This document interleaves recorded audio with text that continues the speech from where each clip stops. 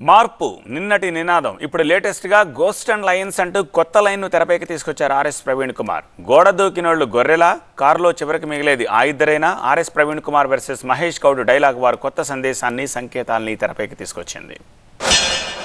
అయ్యా రేవంత్ రెడ్డి గారు, మీరు గేట్లు తెరిస్తే అక్కడ వచ్చినాయి గొర్రెలు, బీఆర్ఎస్ పార్టీ గేట్లు తెరిస్తే వచ్చినాయి సింహాలు. నిజమైన తెలంగాణ ఇక్కడ ఉన్నది, అవునా కదా? అక్కడ తెలంగాణను మోసం చేసిన వాళ్ళు అక్కడ ఉన్నారు. ఎమ్మెల్యేలని ఎమ్మెల్సీని టీఆర్ఎస్ పార్టీలో చేసుకునే సందర్భాలు ఎన్నో ఉన్నాయి. సో ఇవాళ ఒకటో రెండో జరిగితే వారు మాట్లాడుతూ ఉన్నారు.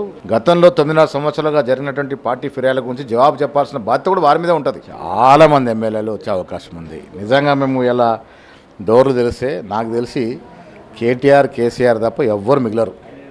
ఇంక్లూడింగ్ హరీష్ రావు, కవిత కూడా ఆ పార్టీలో మిగిలరు. ఇది వాస్తవం. ఎవరు కాంగ్రెస్ పార్టీలో చేరినా అన్కండిషనల్గా చేరుతూ ఉన్నారు. ఎవరికి కూడా ఎలాంటి కమిట్మెంట్ ఇవ్వట్లేదు.